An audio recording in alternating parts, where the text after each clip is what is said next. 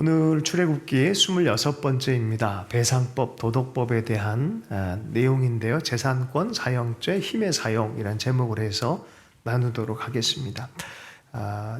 21장부터 23장까지가 사회법인데 오늘은 1절부터 17절까지만 좀 읽도록 하겠습니다. 함께 천천히 읽겠습니다. 시작. 사람이 소나 양을 도둑질하거나 잡거나 팔면 그는 소 한 마리에 소 5마리로 갚고 양 한 마리에 양 4마리로 갚을지니라. 도둑이 뚫고 들어오는 것을 보고 그를 쳐 죽이면 피 흘린 죄가 없으나 해 돋은 후에는 피 흘린 죄가 있으리라.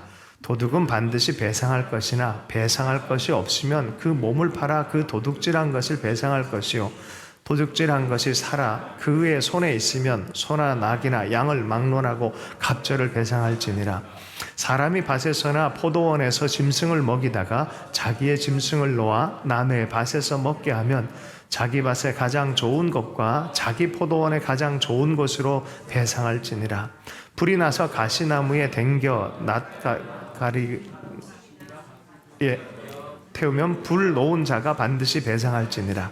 사람이 돈이나 물품을 이웃에게 맡겨 지키게 하였다가 그 이웃 집에서 도둑을 맞았는데 그 도둑이 잡히면 갑절을 배상할 것이요 도둑이 잡히지 아니하면 그 집 주인이 재판장 앞에 가서 자기가 그 이웃의 물품에 손댄 여부의 조사를 받을 것이며 어떤 잃은 물건 즉 소나 낙이나 양이나 의복이나 또는 다른 잃은 물건에 대하여 어떤 사람이 이르기를 이것이 그것이라 하면 양편이 재판장 앞에 나갈 것이요 재판장이 죄 있다고 하는 자가 그 상대편에게 갑절을 배상할지니라.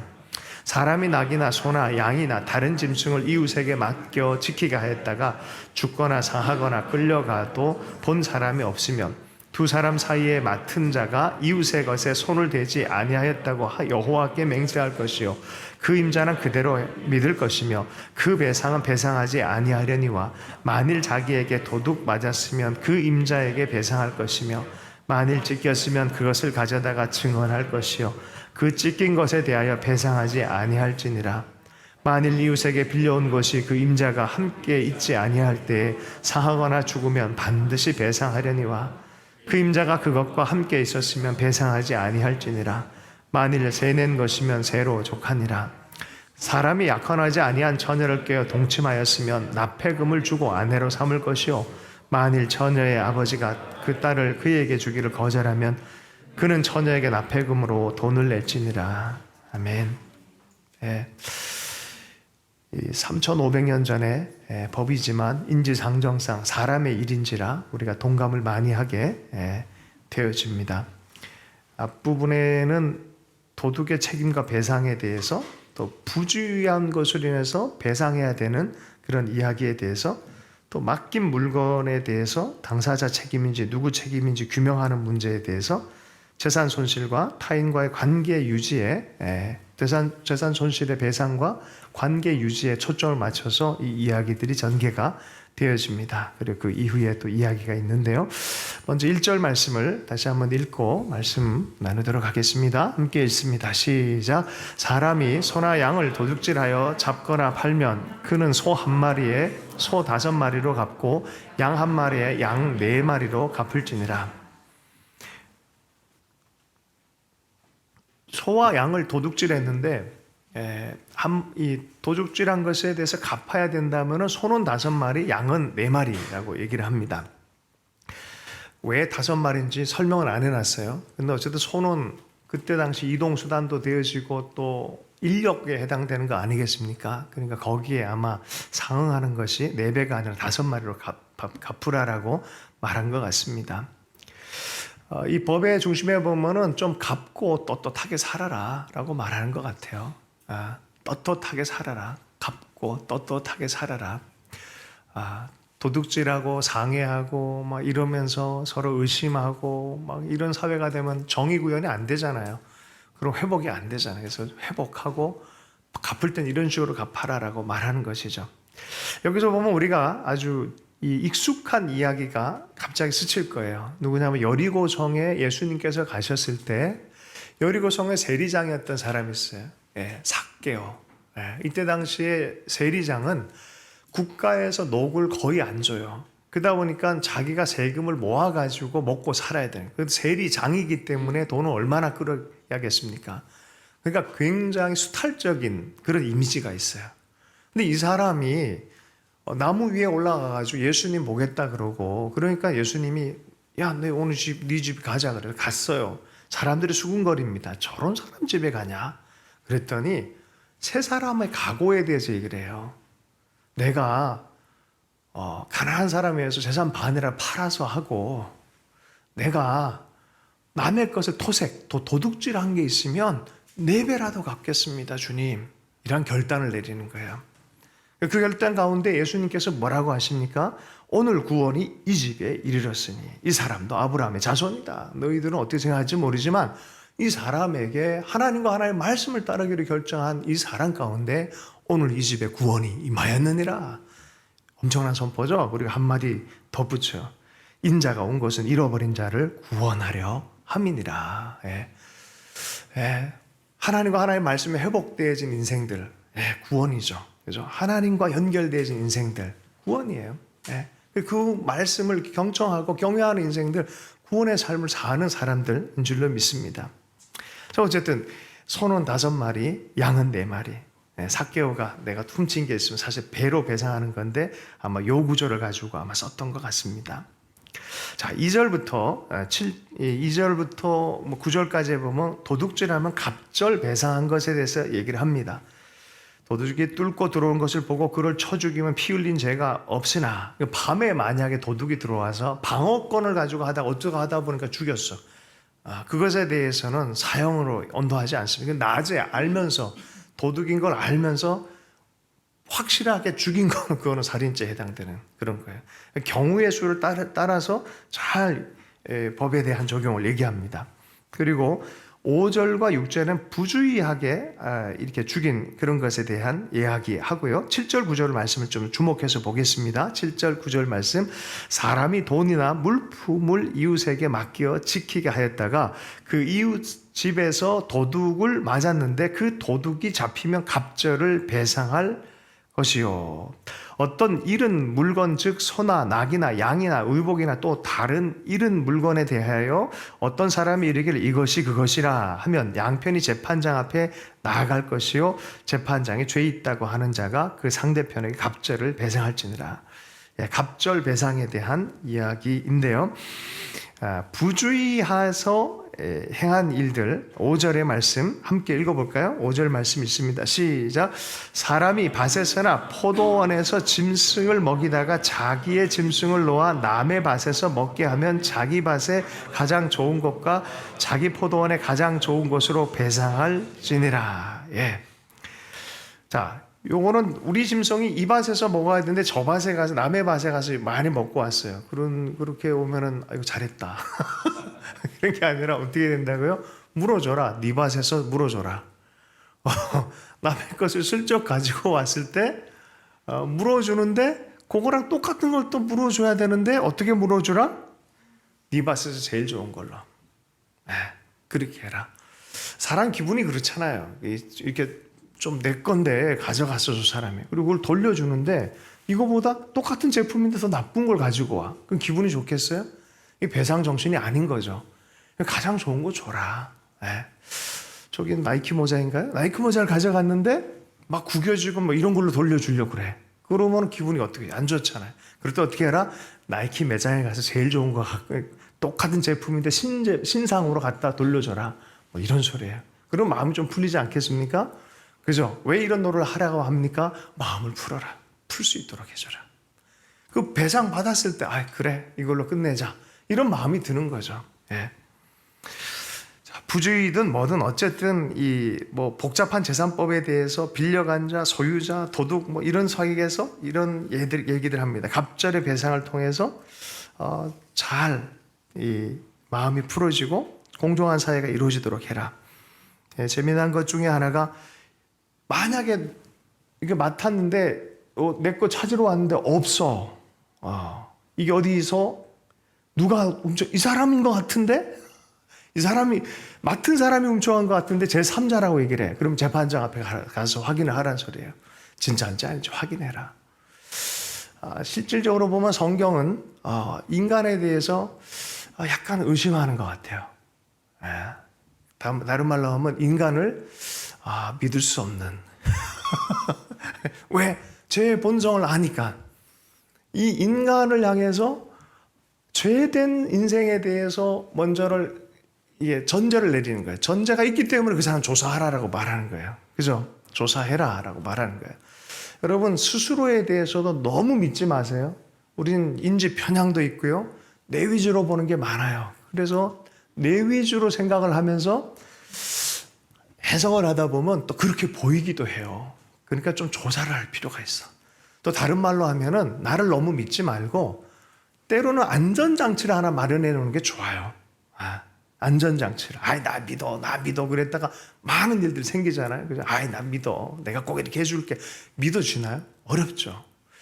그래서 인류 전체의 정치 구조 안에 아주 성경적인 의견을 받아들여서 인간은 얼마든지 변질될 수 있고 속일 수 있고 악할 수 있다는 전제를 받아들여 가지고 정치 구조를 만든 게 삼권 분립이에요.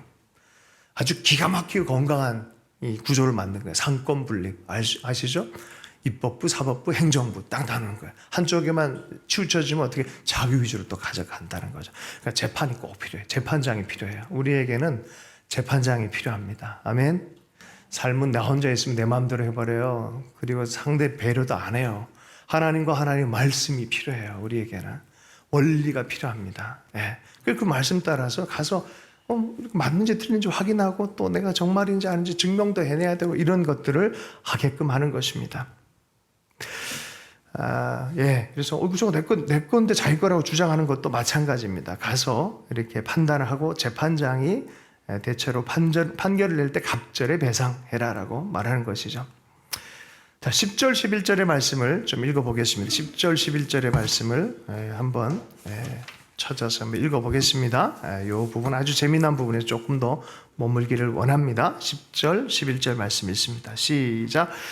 사람이 낙이나 소나 양이나 다른 짐승을 이웃에게 맡겨 지키게 하였다가 죽거나 상하거나 끌려가도 본 사람이 없으면 두 사람 사이에 맡은 자가 이웃의 것에 손대지 아니하였다고 여호와께 맹세할 것이요 그 임자는 그대로 맡으시며 그 사람은 배상하지 아니하려니와. 두 사람 사이에 맡은 자가 이웃의 것에 손을 대지 아니하였다고 여호와께 맹세할 것이요 그 임자는 그대로 믿을 것이며 그 배상은 배상하지 아니하리와. 정말 하나님에 대해서 아주 양심이 화인 맞은 사람들은 하나님의 이름으로 맹세하면서 빠져나갈 것 같아요. 그죠? 너 하나님 이름으로 맹세하면서 아닌 것처럼 말할 수 있을 것 같아요. 예수님께서 그래서 헛맹세하지 말아라라고 얘기를 하는 거예요. 하나님 이름 사용해가지고 사실은 거짓을 하고 사기를 치고 하는 그런 일들 하지 말라는 소리예요. 하늘로도 하지 말고 땅으로도 하지. 이거 다 하나님과 연결되어 있다. 하지 마라.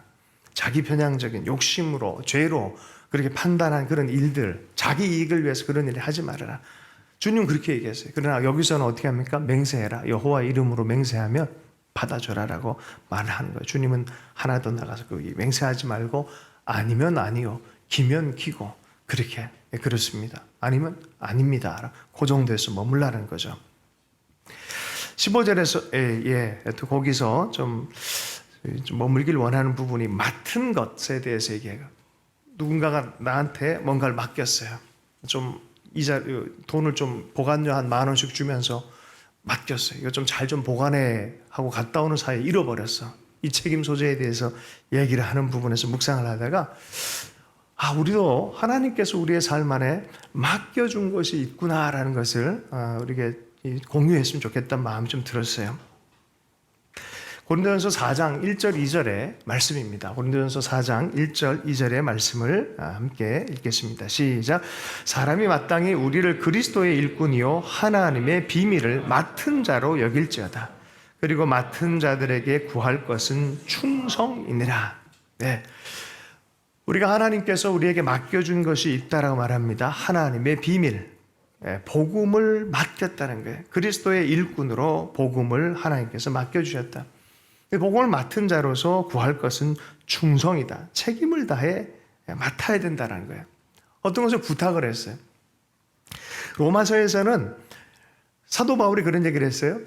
나는 빚진 자다라는 표현을 써요. 그게 뭐냐면은 사실 요게 좀 복음을 주님께서 복음을 맡겼는데 이 맡긴 것 자체가 누구에게인가 전하라라는 것으로 또 맡겼어요.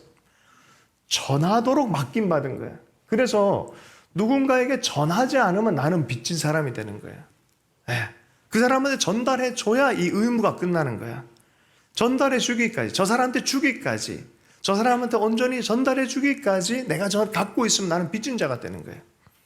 그 맡은 게 뭐예요? 복음이에요. 빚진 자라는 의식도 있고 충성을 다해서 잘 맡았는데 이것에 대해서 복음을 복음되게 해야 되는 책임도 여기 있다는 거예요.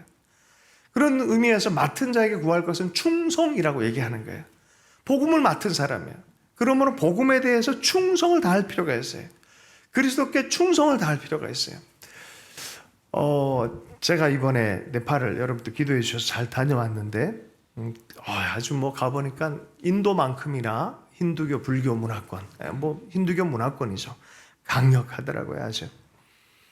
자, 그곳에서 인도의 감리교의 이 감독, 최고 리더인 분이 초대를 한 거예요. 가봤더니 청년들이 한 200명 정도가 전국에서 감리교 쪽에서 모여서 있었어요. 지켜보면서 은혜를 많이 받았습니다. 물론 뭐 세련되지도 않고 그들의 신앙 태도가 우리처럼 깊지도 않지만 그냥 그 마음, 순전한 모습 자체가 참 귀하게 느껴졌습니다. 그러다가 이 감독님과 이제 교제를 나눌 시간이 있어서 얘기를 나눴어요. 91년도에 고등학교를 졸업하고 뭔가 먹고 살기 위해서 집안이 많이 어려워서 한국으로 노동자로 왔어요. 그래서 수원 옆에 있는 수지에서 머물면서 이제 뭐 공장 같은 데 일을 했죠. 뭐 그분과 같이 동역하는 이 분도 한국에서 일하시다가 신학하셔서 들어가신 분이에요. 그분들 얘기를 들어보니까 아침마다 라면 하나 끓여놓고 사람들이 몇십 개 끓여놓고 밥, 라면, 김치 그렇게 아침 먹고 출근을 한다는 거예요. 그렇게 끓여준다는 거예요. 근데 그렇게 산 사람이요. 그렇게 살다 예수 그리스도를 아는 거예요. 예수님의 복음을 들었어요. 그리고 신학을 하려는데 여러 가지 어려움도 있었고 결국에는 네팔로 돌아가서 한 5, 6년 이상을 다시 머물며 기대하고 있어야 되는데 온갖 수모를 당하고 가족 내에서 맞이였는데 뭐 이 불교권이 그렇잖아요. 조상 제사 뭐 얘기하고 뭐 너는 왜 이러냐 그러고 그런 엄청난 수모와 어려움을 당했다는 거예요. 그럼에도 불구하고 나는 예수의 사람이다. 나는 복음의 사람이다. 이것이 너무 있어요. 그분과 이렇게 대화 나누면 얼마나 아주 조용한 어린 양 같은 느낌이 들어요. 강한 느낌이 하나도 없어요. 그냥 조용한 그냥 하나님을 향해서 온전히 순명을 다하려고 하는 그런 마음이에요. 조금씩 교제를 나누면 실체를 알게 됐어요. 신학교도 세웠고 수백 명 후배들을 또 만들어 놓고 학교도 세울 뿐만이 아니라 교회도 뭐 계속해서 세우는 거예요. 정말 힘들고 어렵고 외롭고 쓸쓸한 시간들을 5, 6년 하나님 앞에 머무는 그 감정을 들으면서 참 대단하다. 어떻게 이걸 견뎌냈을까? 국가적으로 가족 내에서 이렇게 어려운 삶을 어떻게 이렇게 견뎌냈을까? 한 사람을 길리기 위해서 하나님의 이런 단련의 시간을 통과하게 하셨구나. 불을 통과하고 물을 통과하고 가족들마저도 외면하는 시간을 당하며 그 추운 겨울에 쫓겨나고 그런 것 가운데서도 주님을 신뢰하는 모습. 갑자기 노래소리가 확 제가 들리는 것 같았어요. 제 머릿속에서. 그게 뭐였냐면 하나님의 그늘 아래, 하나님의 날개 안에. 그렇더라고요. 그분 자신이 힘이 있는 게 아니라 이분의 이야기를 듣는 도중에 하나님이 어떤 분인지 이 사람이 일생을 통해서 이렇게 그분의 날개로 다 보호하는 느낌. 그게 이렇게 보이면서 내 팔이 쭉 보이는 거예요. 제 눈에는, 제 마음에는. 하나님이 하셨구나. 하나님이 내 팔을 축복하는 방식으로 이 사람을 택하셨구나. 자기도 뒤돌아보니까 자기 인생이 어떻게 여기까지 왔는지 모르지만 이건 하나님의 섭리라고밖에 이야기를 못합니다. 섭리는 장로교인들이 잘 얘기하는 건데 감리교인들이 그렇게 얘기하더라고요. 이건 하나님의 섭리인 것 같아요. 어떻게 하든지. 여러분, 그분이 충성을 다했던 게 뭘까요? 예수 그리스도의 복음이었어요. 지금도 자신의 후배들 위해서 어떻게 하면 복음을 전하고 교회를 세우고 하는 일들에 최선을 다하려고 하는 그런 모습들을 보면서 아주 감동이 됐습니다. 누군가가 맡겨줬다. 그러면 책임지고 우리 삶이 사실 하나님의 삶이잖아요. 우리에게 맡겨준 재정들, 삶의 여러 가지 은사들, 그러면 잘 책임을 다해서 쓸 수 있는 우리가 되면 좋겠습니다. 재산권 문제이지만 사실 그런 의미가 있는 거죠. 서로가 서로에게 책임져주고 배상해주고 관계로 회복하고 최선을 다하는 그런 삶을 사는 것입니다. 자, 두 번째 주제로 17절까지는 그런 물품들에 대한 그런 회복에 대한 이야기를 했고요. 자, 두 번째 주제로 좀 넘어가 보도록 하겠습니다. 출애굽기 22장 18절의 말씀입니다. 18절의 말씀을 함께 읽겠습니다. 시작. 너는 무당을 살려두지 말라. 이건 조건적 판례법이 아니라 단호한 명령입니다. 도덕 중에서 가장 깊은 차원의 명령이에요. 너는 무당을 살려두지 말라. 한국에 무당 등록되어진 사람이 30만 명. 주변에 있는 그런 사람들이 100만 명. 다시 한번요. 18절 읽어보겠습니다. 시작. 너는 무당을 살려두지 말라. 문자주의의 위험이 여기서 나오는 거예요. 그러면 안 돼요. 그만큼 우리 세대 안에서 이것이 얼마나 엄중한 일인지에 대해서 마음을 느껴라는 소리예요. 이거 심각하다. 하나님의 공동체에서 무당을 따른다든지 사주팔자를 따른다든지 이런 일은 위험한 일이다라고 말하는 거예요. 크게 위험한 일이다라고 말하는 거예요. 모를 때는 그럴 수 있지만 알고서는 절대로 그러면 안 된다라고 성경이 얘기를 합니다. 신명기 18장 9절에서 14절까지의 말씀은 좀 더 서술적으로 얘기를 해놨어요. 9절에서 14절까지 말씀을 함께 읽어보겠습니다. 시작. 내 하나님 여호와께서 내게 주시는 땅에 들어가거든 너는 그 민족들의 가증한 행위를 본받지 말 것이니 그의 아들이나 딸을 불 가운데로 지나게 하는 자나 점쟁이나 기륭을 말하는 자나 요술하는 자나 무당이나 진언하는 자나 신접하는 자나 박수나 초혼자를 너희 가운데 용납하지 말라. 이런 일을 행하는 모든 자를 여호와께서 가증히 여기시나니 이런 가증한 일로 말미암아 내 하나님 여호와께서 그들을 내 앞에서 쫓아내시느니라. 너는 내 하나님 여호와 앞에서 완전하라. 내가 쫓아낼 이 민족들은 기륭을 말하는 자나 점쟁이들의 말을 듣거니와 내게는 내 하나님 여호와께서 이런 일을 용납하지 아니하시느니라. 그 땅에 가나안 땅의 사람들은 그렇게 사는 게 문화일지 모르지만 너는 그래서는 안 된다는 거예요. 너는 그러면 안 된다는 거예요. 너희들의 자녀들이 만약에 그런 일이 생기면 죽여라. 죽일 정도로 심각하게 생각해라 라고 하는 거예요. 3,500년 전이라는 걸 여러분 이해하고 들으면 좋겠어요. 자, 레위기 20장 27절의 말씀에는 남자나 여자가 접신하거나 박수무당이 되거든 반드시 죽일지니 곧 돌로 그를 치라. 그들의 피가 자기들에게로 돌아가리라. 우상숭배를 없애라는 거죠. 왜 사람들이 무당을 찾아가는 걸까요? 왜 사주팔자 이런 걸 좋아할까요? 한국은 그런 문화가 아주 강하잖아요. 왜 그럴까요? 찾아가면 뭔 일이 생깁니까? 어떤 다른 영적인 힘에 의해서 내 미래를 알고 싶은 욕망이 거기에 있어요. 뭔가를 알았으면 좋겠어. 뭔가가 좀 나 말고 저기 어디서 뭔가가 이렇게 되어진 원리에 따라서 내 삶이 작동되는 것 같다고 얘기를 해주면 그게 막 믿어져. 여러분, 어떤 신에 이끌리냐에 따라서 인생의 삶의 모양이 달라집니다. 성품이 달라집니다. 그렇기 때문에 이건 매우 중요한 일이에요. 여호와 하나님, 그 사랑의 하나님, 창조주 하나님, 우리를 죽기까지 사랑하시는 그 하나님, 십자가의 그 하나님이요, 사주팔자로 대체되어 줄 수 있어요. 운명론으로 대체되어 줄 수 있어요. 그 하나님의 인격, 지금도 성경을 통해서 말씀 통해 우리를 인도하는 그 하나님이 갑자기 다른 영에 의해서 내 삶이 인도하게 되게끔 문을 열어놓는 케이스가 된다니까요. 그러니 너에겐 그래서는 안 된다라고 얘기하는 거예요.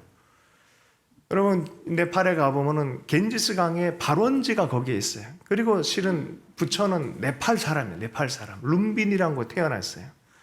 그 네팔 사람이에요. 그러니까 그런 이야기가 많이 있잖아요. 겐지스 강에 가면은 두 유형의 사람들이 이렇게 있다고 해요.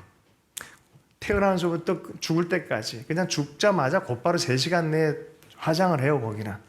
그리고 거기서 삶을 그냥 불태우고 또 윤회, 카르마에 대한 얘기를 하면서 그냥 받아들이는 거예요.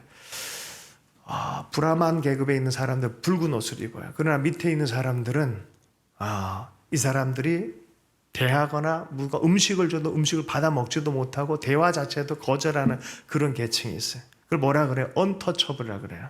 불가촉 천민이라 그래요. 이런 사람들이 인도와 네팔 땅에 있어요. 수억의 사람들이에요. 이런 사람들은 어떻게 살아가는지 아십니까? 팔자에 매여서 살아갑니다. 카르마라 얘기를 하면서 이건 내 삶이다고 받아들이는 장점이 있을지 모르지만 눌려서 삽니다. 가난되고 낭패를 그냥 있는 그대로 받아들이면서 사는 거예요. 그리고 그게 인생이다라고 생각하는 거예요. 굉장히 고차원적인 것처럼 보이죠. 비참합니다. 인간이 짐승처럼 살아가는 것조차도 그냥 받아들이고 사는 거예요. 그건 인생이 아니죠. 하나님이 뭐라 그래요? 너도 하나님의 형상으로 창조되었다. 내가 너를 죽기까지 사랑한다. 내 아들을 주어서 너희를 살리기 원한다. 이건 나의 맹세다. 히브리서에 보면 그래요. 예수 그리스도를 하나님 맹세하신 거예요. 최종 맹세를 한 거예요. 변개할 수 없는 맹세를 한 거예요. 그런 존재성을 갖고 살아갈 거냐? 아니면 너는 죄로 인해서 저주받아 끝날 것이다. 눌려서 살 것이냐? 겐지스강에 수많은 사람들이 이렇게 살아간다는 거예요. 남자나 여자가 접신하거나 박수무당이 되거든 반드시 죽일지니란 그런 의미예요. 인생답게 살아가야 된다는 거예요. 삶답게 살아갈 줄 알아야 된다는 소리예요. 하나님을 신뢰하고 살겠습니까? 아니면 미래를 가르쳐주는 이런 식으로 따라서 살겠습니까?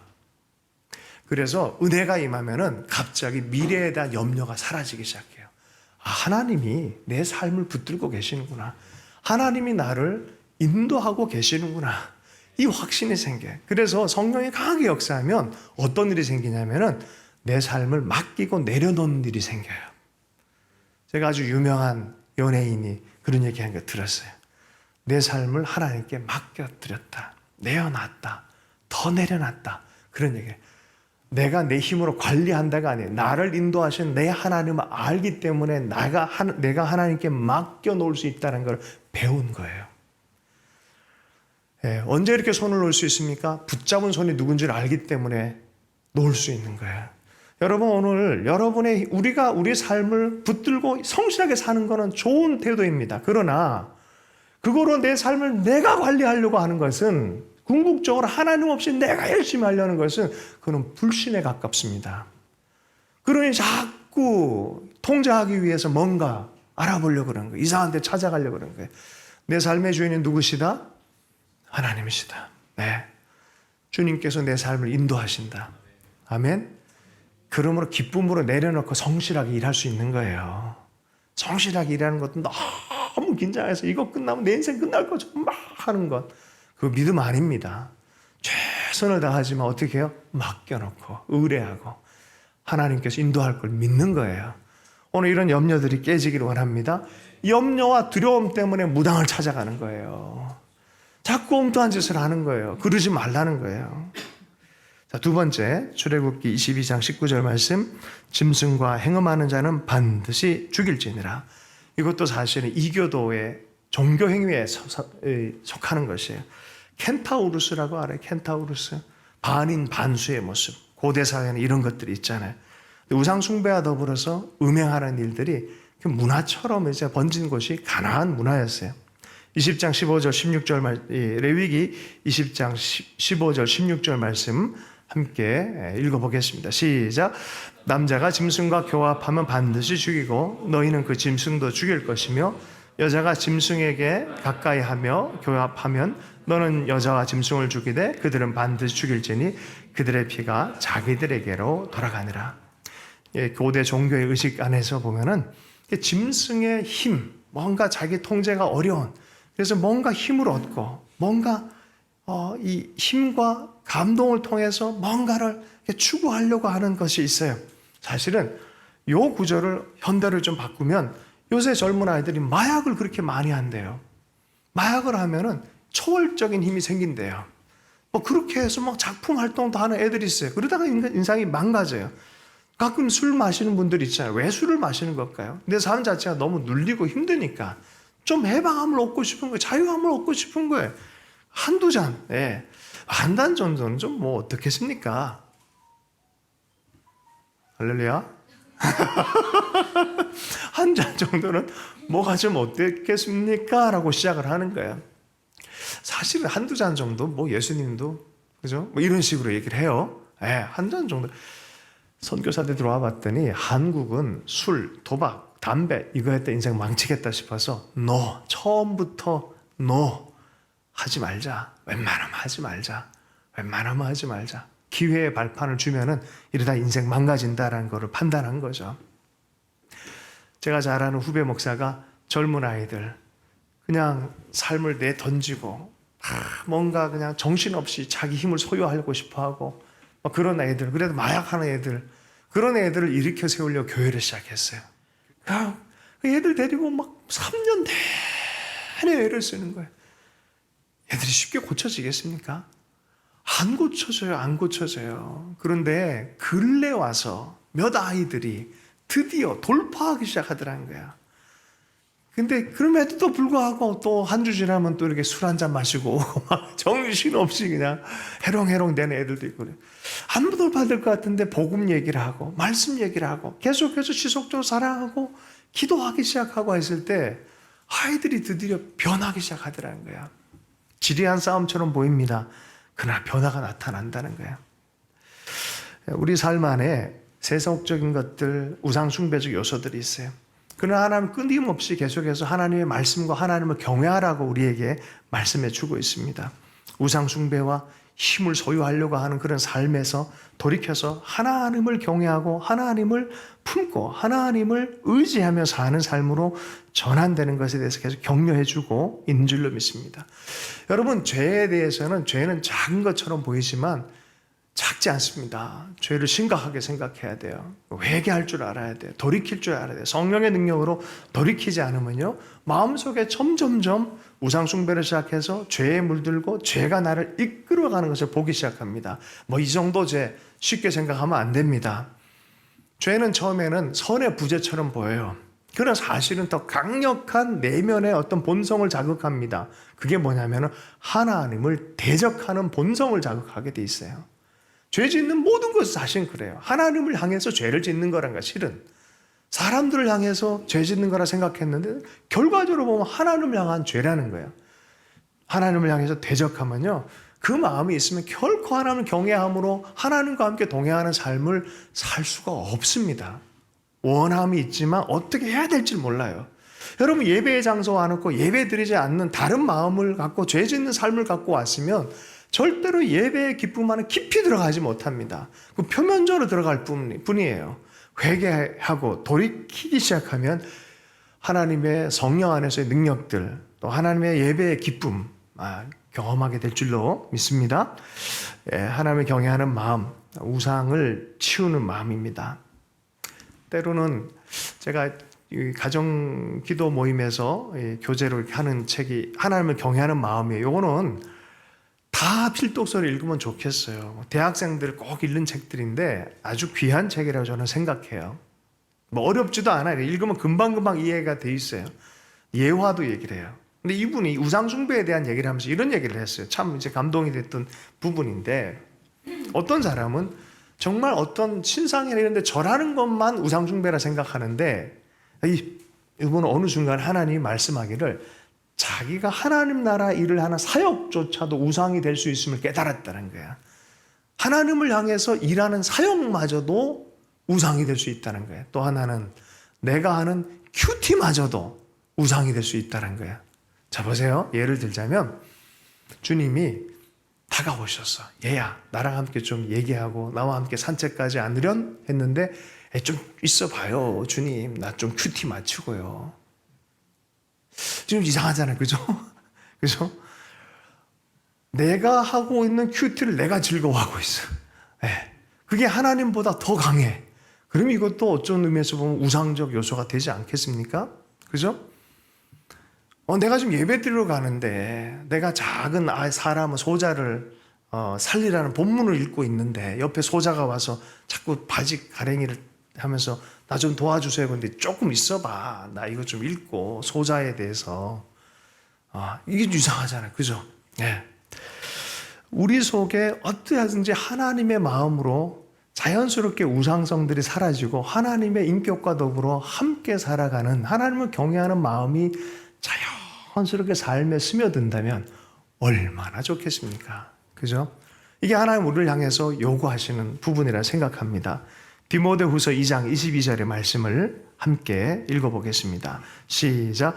또한 내가 청년의 정욕을 피하고 주를 깨끗한 마음으로 부르는 자들과 함께 의와 믿음과 사랑과 화평을 조치라. 예. 젊은이들은 특별히 젊은이 때 우상 숭배와 정욕에 대해서 묻기가 참 쉽습니다. 디모데에게 간절한 마음으로 얘기하는 것, 주를 깨끗한 마음으로 부르는 자들과 함께 의와 믿음과 사랑과 화평을 조치라. 예, 사람들과의 사이에서도요, 적절한 아름다운 선이 있어요. 그 아름다움이 망가지는 게 인간적인 거예요. 우상처럼 생각하는 일들이 생기기 시작하고 하나님보다 더 많은 것들을 사람을 향해서 요구하기 시작할 때 일어나는 일들이에요.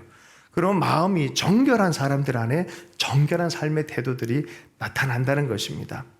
자, 21절부터 27절까지의 말씀을 이제 하나 더 주제가 넘어가면서 좀 읽도록 하겠습니다. 시작. 너는 이방 나그네를 압제하지 말며 그들을 학대하지 말라. 너는 과부나 고아를 해롭게 하지 말라. 내가 만일 그들을 해롭게 함으로 그들이 내게 부르짖으면 내가 반드시 그 부르짖음을 들으리라. 나의 너가 맹렬함으로 내가 칼로 너희를 죽이리니 너희의 아내는 과부가 되고 너희 자녀는 고아가 되리라. 내가 만일 너와 함께한 내 백성 중에서 가난한 자에게 돈을 구워주면 너는 그에게 채권자 같이 하지 말며 이자를 받지 말 것이며 내가 만일 이웃의 옷을 전당 잡거든 해가 지기 전에 그에게 돌려보내라. 그것이 유일한 옷이라. 그것이 그의 알몸을 가릴 옷인즉 그가 무엇을 입고 자겠느냐. 그가 내게 부르짖으면 내가 들으리니 나는 자비로운 자임이라. 고아와 과부를 해롭게 하지 마라. 하나님은 스스로에 대해서 그렇게 말씀하죠. 나는 고아와 과부의 하나님이다라고 말해요. 고아와 과부들이, 여러분 착각하면 안 돼요. 고아 아이들, 과부들 보면 뭐 다 거룩한 성인처럼 생각하면 안 돼요. 힘들고 어렵기 때문에 거칠거칠할 수 있어요. 많이 어려울 수 있어요. 줄만한 사람이 때문에 주란 소리가 아니에요. 그냥 그 자체로 우리가 돌봐야 될 대상이라고 여기라는 거예요. 압제하지 마라. 한 걸음 더 나가서 고리대업하지 말아라. 그들이 감당도 안 되는 수준으로 그 대상으로 어렵게 만들다가는 무서운 얘기를 하는 거예요. 그들이 내게 부르짖게 되면 내가 반드시 그들의 부르짖음 들을 거다라고 말하는데요. 24절 무서운 얘기가 여기 있습니다. 나의 너가 맹렬함으로 내가 칼로 너희를 죽이리니 너희의 아내는 과부가 되고 너희 자녀는 고아가 되리라. 너희도 똑같이. 왜 그러냐면 출애굽 3장에 보면은 그 억압되어진 민족을 돌이켜서 복받는 민족이 되게 해주는데 복받은 다음에 똑같이 고아와 과부를 압제하는 사람이 된다? 말도 안 되는 얘기를 한 거예요. 그러면 너희들이 도리어 똑같이 쫓겨난 일들이 생기고 똑같은 처지에 다시 들어가게 될 것이다 라고 말하는 거예요. 사람들한테 뭔가를 전당포 같이 꾸어질지라도 나 없는데 뭐 전당포 한 사람 아무나 갑니까? 막판에 몰리니까 뭘 맡길 거라도 맡기고 돈을 얻으려고 하는 사람들 아니겠습니까? 옷을 겨우 맡겼는데 그거 가지고 어떻게 합니까? 안 돌려줘. 너 갚을 때까지 너 손가락 하나 잘라 뭐 이런 거. 무섭죠. 아주 무서운 얘기예요. 그렇게 하면 너 저주받는다. 그 얘기예요. 예. 돌려줘라. 해지기 전에. 옷은 정체성을 의미하기도 하고 또 어떤 게 있습니까? 이 당시에 중동 땅에는 이불도 돼요. 이불 없이 그냥 추위에 떨면서 자는 그 인생. 사람 비참하게 만들지 말란 소리입니다. 사람을 대하되 비참하게 만들지 말라. 인간성 이하로 스스로를 생각하지 못하도록 돌봐주고 한계선을 두고 대할 줄 알아라 라고 말하는 것입니다. 왜요? 그가 내게 부르시면 내가 들으리니 나는 자비로운 자입니다. 가장 연약한 자의 하나님, 낮은 자리의 하나님, 그들의 목소리를 들으시는 하나님. 우리 시대도 마찬가지예요. 우리 시대의 고아와 과부와 객들을 어떻게 대하느냐가 하나님을 향한 어떤 태도를 우리가 알아볼 수 있는 것입니다. 우리 사회는 어떤지 우리가 생각해 봐야 돼요. 고아와 과부와 객들, 지나가는 사람들, 노동자들. 예전엔 그랬거든요. 문을 안 닫아놔요. 그 우리 마을 사람 아니어도 옆에 지나가다 보면 밥 먹을 때 되면 있잖아요. 어이 들어와서 식사하세요. 진짜 그랬어요. 여러분 상상 못 하겠죠. 그 젊은이들. 진짜 그랬어요. 밥 먹을 때 되면 그 뭐 비루한 반찬이어도 그냥 숟가락 하나 갖다 놓는 거예요. 밥 한 그릇 더 갖다 놓는 거예요. 예. 우리 한국은 참 그런 마음이 있었어요. 옛날에는. 자, 21절부터 24절까지 말씀을 다시 한번 주목해서 보고요. 네. 한 절만 읽겠습니다. 출애굽기 22장 21절 다시 읽겠습니다. 시작. 너는 이방 나그네를 압제하지 말며 그들을 학대하지 말라. 너희도 애굽 땅에서 나그네였습니다. 나그네였다. 이스라엘을 부를 때 하나님이 쓰는 용어가 세굴라라는 단어가 있어요. 이거는 보석, 하나님의 거룩한 백성으로서의 하나님의 보석이란 그런 뜻이에요. 하나님이 이스라엘 그렇게 보시는 거예요. 너무 귀한 특권적인 그런 존재로 보는 거죠. 다 함께 하나님의 마음으로 살아가게 하는 그런 하나님 나라 백성, 소중한 존재, 보석 중에서도 가장 소중하게 여기는 그 존재를 세굴라라고 말해요. 이스라엘을 그렇게 불렀다는 거예요. 그러면 복의 통로로 살아야 되는 거죠. 그 삶을 통해서 남을 돌보고 같이 은혜 안에 앉도록 해주는, 무비보셋이라는 다리가 부러지고 정말 잘 걷지 못하는 그 대상을 다윗이 원수의 집안의 아들을 그 언약 때문에 자기의 왕의 식탁에 앉히는 그 마음, 같이 앉히는 거예요. 왕의 식탁에 같이 앉혀서 같이 먹으라라고 하는 거예요. 너 쟤는 어떻고 저떻고, 쟤는 정적이고, 쟤는 저쪽 집안에서 이제는 우리를 공격할 수도 있다, 이런 생각하지 말라는 거예요. 그냥 그날 하나님의 왕의 식탁에 언약 때문에 같이 앉혀서 먹여주는 거예요. 오늘 우리가 노래했듯이 작은 산이 되어주는 거예요. 오름직한 산이 되어주는 거예요. 이게 사실은 이스라엘이 해야 될 일이었어요. 이게 이스라엘이 해야 될, 그리스도인들이 하도록 하나님 우리에게 부탁한 말씀이에요. 25절 말씀.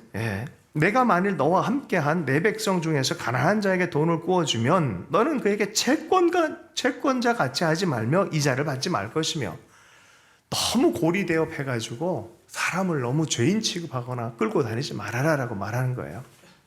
빌려줘도 가족한테 너무 고리로 받는 건 좀 그렇잖아요. 그죠? 이제 적절하게. 나중에 보면 이자 받는 거에 대해서도 얘기를 하는데, 안 받으라는 소리가 아니라 이렇게 무리하게 해서는 안 된다라고 말을 하는 것입니다.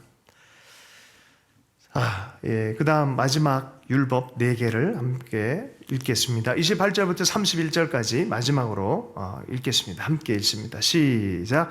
너는 재판장을 모독하지 말며 백성의 지도자를 저주하지 말지니라. 너는 내가 추수한 것과 내게 짜낸 즙을 바치기를 더디하지 말지며 내 처음 난 아들들을 내게 줄지며 내 소와 양도 그와 같이 하되 이래 동안 어미와 함께 있게 하다가 여드레 만에 내게 줄지니라. 너희는 내게 거룩한 사람이 될지니 들에서 짐승에 찢긴 동물의 고기를 먹지 말고 그것을 개에게 던질지니라. 아멘. 재판장이나 백성의 지도자는 저주하지 말아라. 하나님은 사람을 통해서 일을 하세요. 기름 부음 받은 자다라는 표현도 쓰기도 하고, 지도자를 만약에 저주하게 되어지면 그 사회가 질서가 없어지잖아요. 그 문제가 되는 거죠. 가정의 지도자들이 있어요. 공동체, 또 사회의 지도자들이 있어요. 그들을 위해서 저주하고 비난할 것이 아니라 기도해라라고 말하잖아요. 아브라함도 그런 얘기를 들었죠. 너를 저주하는 자에게 저주하고 너를 축복하는 자에게 축복하리라. 아니, 내가 이 사회에 살아가기를 원하는데 저주의 말을 하고 저주에 대한 일을 하면 어떻게 축복을 받을 수 있겠습니까? 그러므로 우리는 계속해서 정치인이 하는 것 따라서 하면 안 돼요. 우리는 하나님의 말씀을 따라 생각할 필요가 있어요. 부족한 것이 있으면 함께 기도해 주는 거예요. 그런 부분에 대해서 어찌하든지 하나님의 마음을 가지고 이 나라가 하나님의 말씀에 설 수 있도록 기도하는 것이죠. 저는 이 말씀에 좀 더 머물기 원하는데, 대체로 사람의 일은 사람들의 관계를 통해 하나님의 복이 임하는 경우가 대부분입니다. 그러므로 웬만하면 사람과 사람 사이에 또 권위자들에게 잘하십시오. 이게 왜 문제가 되겠습니까? 잘하셔야 돼요. 잘하면은 이상하게 그를 통해서 복이 온다니까요. 우연한 만남을 통해서도 복이 온다니까요. 나는 그래서 여러분, 우리 하트하우스 지체들은 이런 풍성한 관계 안에서 풍성한 복을 누렸으면 좋겠습니다. 자, 첫 번째 건 나면은 하나님께 드려라. 아들들, 8일 만에 할례하고 그러잖아요. 소산도 하나님께 드려라. 근데 제가 보면서 마음이 짠한 부분이 있어요. 30절. 내 소와 양도 그와 같이 하되. 첫 거니까 하나님께 먼저 드린다고 가져가지 않고요. 그 태를 이게 새끼를 낳은 그 어미 소들, 어미 양들을 생각하는 하나님의 마음. 7일 동안 있게 해라. 야, 그죠? 참 하나님의 마음이 느껴지지 않습니까? 이게 뭔 소리입니까? 모든 것이, 모든 소득과 생명 자체의 원천은 하나님이다. 하나님이다. 너 잊지 않도록 우리에게 가르쳐 준 거죠. 모든 것의 처음이 하나님이시다. 그러므로 우리가 하나님을 인정하고 경외하는 것이 우리에게 큰 복이 되는 것을 성경 전체를 통해서 우리에게 말했죠. 이렇게 왜 여경지근. 따라서 한번 해볼까요? 여경지근. 여호와를 경외하는 것은 뭡니까? 지혜의 근본이라. 성경 구약 전체를 보면요, 요 얘기를 해요. 하나님을 경외하며 살아라. 그러면 너희도 복 받을 것이다. 지혜와 지식의 근본이다. 하나님을 경외하며 사는 삶, 정결한 삶이다. 가꾸며 사는 삶이다라고 말하는 거예요. 그리고 만약에 찢어 죽인 고기가 있는데 짐승이 와서 찢어서 죽었어. 소가, 사자가 와서 해서 죽었어. 그 고기 먹지 마라. 그렇잖아요. 그 좀 정결한 삶은 그렇게 사는 게 아니다라고 말하는 거예요. 너희는 내게 거룩한 사람이 될지니 들에서 짐승에 찢긴 동물의 고기를 먹지 말고 그것을 개에게 던질지니라. 인간 다음에 어떤 존엄이 있어요. 존엄하게 살아라. 너 자신이 스스로 존엄하게 하나님 앞에 살지 않는다면 다른 사람을 무시하며 살지 않겠냐. 너도 네가 얼마나 존엄한 사람인지 안다면 너의 삶을 거룩하고 정결하게 하나님께 드리는 예배의 삶을 살아라라고 우리에게 말씀해 주신 줄로 믿습니다. 정성스러운 삶을 살아가는 거룩한 사람, 정결한 삶을 살기를 바랍니다. 예배자들은 삶을 가꾸는 사람들입니다. 잘 가꾸어진 정원을 보면 기분이 좋아요. 그죠? 누구의 정원인지 하고 가서 보게 되어집니다. 누군가가 내 삶을 엿보고 볼 때 지나가는 사람들이 참 정결하구나, 정갈하구나 하는 그런 삶이 될 수 있기를 원합니다. 말씀을 마칩니다. 우리의 주변에 있는 사람 돌아보면서 또 공동 책임의식으로 또 따뜻한 사랑으로 그 시선으로 살아가기를 원하고요. 특별히 사순절 기간인데 우리에게 복을 주기 위해서 십자가를 지신 예수 그리스도의 사랑, 끊을 수 없는 그 사랑, 그 십자가의 은혜 안에 돌아오고 또 말씀 앞에 리셋되어지고 회개할 게 있으면 회개하고 마음의 태도를 수정할 게 있으면 수정하고 그리스도로 마음의 중심을 잡는 은혜의 주간이 되면 좋겠습니다. 주신 말씀 붙들고 함께 기도하겠습니다. 우리 결단의 기도 함께 드리십시다. 하나님 아버지, 우리의 삶을 거룩한 삶으로 인도해 주셔서 감사합니다. 말씀 붙들고 사는 믿음의 삶 귀하게 살아갈 수 있도록 은혜 허락해 주시고 우리가 말씀대로 행할 때 하나님과 동행하는 즐거움이 커지게 해 주십시오. 주님께 영광 돌릴 수 있도록 은혜 허락해 주십시오. 만약 우리 삶 안에 어떤 태도들을 주님 말씀하셨다면 오늘 회개하고 돌이키는 은혜가 있게 해 주시고 오늘 너희 집에 구원이 임했다라는 그 음성을 다시 듣는 역사가 있게 하여 주옵소서. 감사하며 예수님 축복하며 기도했습니다.